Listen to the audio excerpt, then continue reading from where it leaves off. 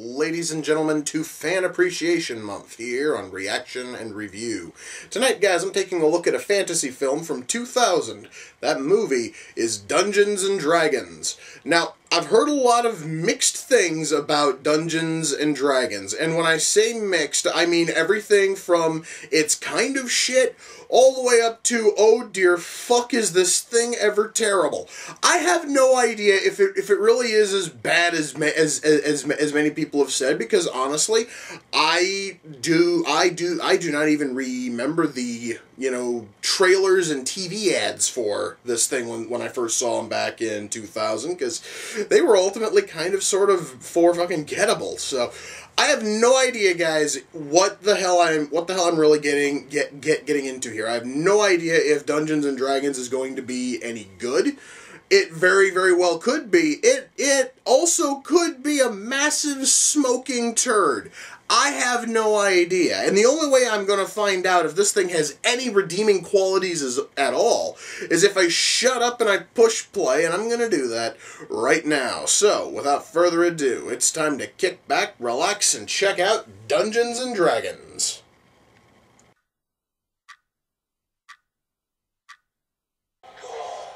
Okay, why the hell does one of these two have blue fucking, lip, stick on? It looks really creepy. This bald-headed dude in black armor sporting sky blue lipstick just looks fucking odd, dude. It really does.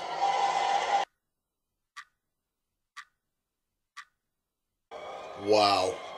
Guys, I kind of figured a movie like this that had kind of a sizable budget would be able to at least get some halfway decent CG. No, this movie's got some of the cheapest looking CG I've seen from a major studio in a long time.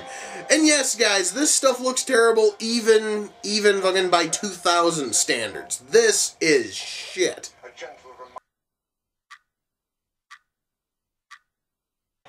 Guys, when I started watching a movie based on Dungeons and Dragons, I genuinely thought it was going to be good.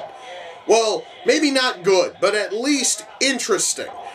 This thing is boring as shit, and it has partially it's because the writing sucks, and the characters are fucking dull, and the props look ultra cheap, and the sets look like shit.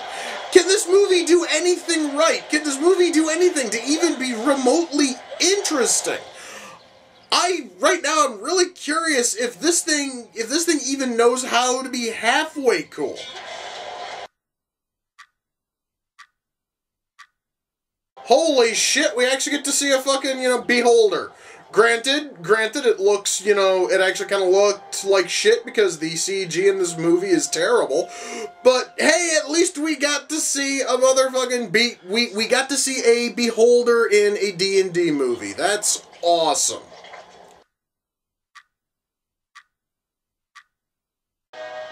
Alright, and one of the more annoying characters is dead, and nothing of value was lost. And if there's any god above, that will hopefully make this movie marginally better. Mind you, it's still never going to be good, but, well, at least maybe with him gone, the movie will be a little bit better. Guys, you would almost think that a movie with a budget as big as this thing had would have props that at least look halfway decent. We now have this mythic rod that is able to control the red dragon, and it looks like it's made out of the cheapest plastic they could have found. It looks like fucking shit, and it really just sort of drives the overall quality of the movie down, because every prop is as cheap as this one. It looks really fucking shitty.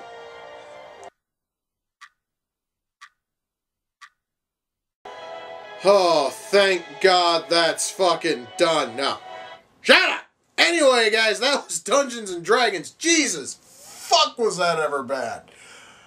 Okay, let me see if I can compose myself enough to try to actually review this goddamn thing. Alright, first of all, writing. Oh Oh god, the writing. There was nothing here that was good in terms of writing. Our story was hackneyed and cliche, because really, guys, I'm going to tell you right now, this thing, now to call it Dungeons and Dragons is both kind of fitting, but also kind of insulting, because the whole thing really does play out like a session of D&D, minus the arguments over, you know, rules and Mountain Dew runs and all that other happy shit. It does, I mean, the whole thing plays out exactly like a typical module or a typical adventure in D&D, which is great. That is awesome. However, while it does play out like a, you know, classic adventure or module, it plays like a very poorly written one, because this film is just poorly written. Okay, that fucking came out sounding terrible. Anyway, our characters suck, which, I guess again, that is, you know, kind of fitting, because there are some people who they just don't know how to create characters for D&D. So our main characters we can kind of see as, you know, the players, and of course if your D&D group is made up of a whole bunch of unlikable dickheads, then of course their characters are probably going to be unlikable dickheads, as is the case with this movie, where we have two thieves who are incredibly bigoted towards mages, because mages are kind of sort of bigoted towards everybody. There's this massive hatred towards fucking dwarves. It's like, the whole thing, guys, is just bigotry and hatred for 90 minutes until the very end, and I'm just going to give away a little bit of the end here, when we suddenly hear, yes, everybody is now equal, at least between mages and non-mages. It's never really explained if there's going to be equality between dwarves and everybody else, or any of the other shit that we see in the movie. But still, the whole thing is based, guys, on bigotry and hatred for almost 2 hours. And it's not even well-written bigotry and hatred, because it's supposed to try to, because I can totally see that this film is trying to show that not everybody is, that not fucking everybody falls into fucking stereotypes, which is why we have like 2 or 3 mages who are genuinely good. We have one who is 100%, we have one who is 100 per fucking cent evil, and all of his little henchmen who also, I guess, are kind of evil and mage-ish. And then everyone else is all just sort of neutral, and boring, because everyone else is just in the background. And that, guys, is like the big thing, is this huge conflict between mages and non-mages, and I couldn't bring myself to give a shit. I couldn't, because guys, it just sort of gets brought up, you know, like sparsely. Occasionally they will have to hammer in the fact that our main character doesn't like mages and he hates mages, so he will occasionally take a pot shot at mages, just because they have to fucking remind the viewer that he's not into mages. And that, guys, is really like the big issue with this whole thing, is we have characters who have almost no fucking motivation to speak of. And what little niggling bits of motivation are there, we have to be hammered over the head with it again and again and again. I have to get this. I need this. I have this curse.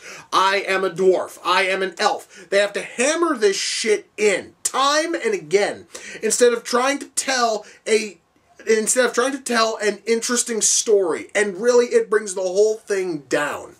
Of course, it would also help if they had a fucking interesting story instead of some fucking quest to get a plastic staff that apparently controls dragons. Or rather controls red, dragons to counteract someone who has a staff that controls gold dragons, or some such stupid bullshit. It was muddled, and it was a fucking mess. And, guys, I'm gonna tell you right now. If I honestly were playing D&D and the fucking DM pulled out a story like this, I would go, can we please play something different? This is going to suck. Why? Because I have proof positive that it's gonna fucking suck, okay? Anyway, the writing here is awful. What about acting? Well, we do have a couple of very well-known established actors. I'm talking people like Jeremy Irons and Marlon Wayans. We even have a cameo from Rocky Horror Picture Show creator Richard O'Brien. None of them turned in anything even halfway decent. Jeremy Irons, guys, okay, first of all, as many of you know, I am a fan of hammy acting. I love it when actors just go in and just ham up everything. But there's a stark difference between hamming it up and just straight up overacting. And Jeremy Irons overacts so badly in this fucking movie, where literally every single line is either being screamed or growled, and that is his entire emotional range in this film. Is he either is snarling out his fucking lines because he's pissed, or he's shouting them because he's either pissed or anything else that isn't pissed. That's it. Jeremy Irons, I know, can act. I know he can turn in a halfway decent showing. And by doing this sort of piss poor overacting, it sort of goes and takes his shitty villain and makes him even less threatening, makes him even less interesting, and ultimately makes this whole movie feel like a fucking waste because our villain is either snarling or shrieking like a 6-year-old. It doesn't fucking work, guys. Now, mind you, nobody in this movie turned in anything that I would even say is a passable showing. But the very fact that there are 3 actors I can straight up name without having to look at the fucking credits, and not a single goddamn one of them could turn in anything halfway decent here, shows me that nobody who worked on this movie cared. At least in terms of acting. But then again, I also am not expecting miracles when your story is this fucking shit. So perhaps honestly, our cast was just sort of trying to make the best of a bad fucking situation and just wound up with a really terrible, terrible movie when all was said and done. The acting here, guys, is awful, and I am going to blame a lot of that on the fact that they were handed a script that is this fucking juvenile and piss poor. Now, let's talk about CG, because I didn't really talk much about CG except for the fucking beholder we see at one point. But I'm gonna tell you guys, I had to double check to make sure that this movie was made in 2000, because the CG does not look like the kind of quality CG we should have gotten in 2000. Now the CG in this movie, and there's copious amounts of CG in this movie, look as if they came out of some gutter in 1995, and not even a good gutter in 1995. Guys, when it comes to CG in this movie, it makes the horrible CG we saw in god-awful television shows like Hercules and Xena look like fucking Star Wars, okay? The CG here is a goddamn joke from top to bottom. And the very fact that they need to rely so much on it just cheapens the entire fucking film. Guys, CG here should not be this bad in 2000. CG shouldn't even be this bad in a movie in 1995. The very fact that I can reference TV shows from 95 that had better CG and smaller budgets is fucking sad when I look at this and I see that it is a movie based on a major property, came out and was made by a major studio, had a huge $60 million+ budget. The very fact that this goddamn thing looks this poor is sad. I want to know where the hell that $60 million went. There's no way in hell it went to the CG. There's no way in shit it went to the props. I'm going to cover props in just a sec. There is no way it fucking went to anything. I want to know where the fuck the money went for this goddamn movie. And since I mentioned props, why don't we jump into props? The props in this movie all look like shit, with the only exception being swords. Because the swords actually look like swords because they're made of fucking metal. And they are the only things in this fucking movie that are made of metal. Everything else looks as if it's made out of plastic, except for certain things which look even worse. Allow me to explain. At one point, very early in the film, our two main characters are stealing various treasures. One of them grabs what looks to be a gold shield, and when he puts the gold shield back down, you can see because he spins it around and then sets it back down, and you can see that the back is pure fucking white. So the whole goddamn thing was probably made out of plaster, and the front was spray painted gold, and it looked like shit when we first saw just the gold side. It looked even worse when he set it down and we saw the plaster behind it. God fucking A. And guys, everything else here looks that bad. Every piece of armor in this movie looks as if it was made out of the cheapest plastic they could possibly find. The staffs and rods that everyone is trying to wield in order to control these dragons also look as if they're made out of the cheapest goddamn plastic possible. Our costuming here looks incredibly cheap. Once more, with all of that in mind, where the fuck did the $60 million go? I am really curious. I want to hear from the people who made this fucking movie. Where did that $60 million go? And if you don't have a good answer, you should give most of the money you stole back to fucking New Line, so that way they can probably put it towards something decent, something good, like, I don't know, like The Hobbit 3 if they're still filming it. I doubt it, but let's just say. Let's see. Soundtrack, I do not remember a single piece of music in this goddamn movie. Why? Because it's all incredibly for fucking gettable. Are there any positives I can give? Technical aspects, yes. Camera work, sound mix, lighting, all of that is fine. Puppeteering. There is very, very little like puppeteering in here. There is very little like puppet, work, but what is here in terms of puppetry is done fairly well. So we have that lighting, camera, and sound mix. Guys, the very fact that minus the one puppet I can think of, the only other positives I can shit forth are technical things, is beyond sad. So when all is said and done, am I able to recommend Dungeons and Dragons? Fuck no. There is no earthly way. This thing is one of the stupidest, shallowest, just plain terrible fantasy films I have ever fucking seen. It has no heart, it has no soul, and when all is said and done, it is a fucking insult to all things D&D. Oh my fucking god. And guys, Dungeons and Dragons here came off the Amazon wish list. The person who sent it in was Jeffrey. And Jeffrey, for the shout out, Jeffrey has asked me to send you guys over to his rateyourmusic.com page.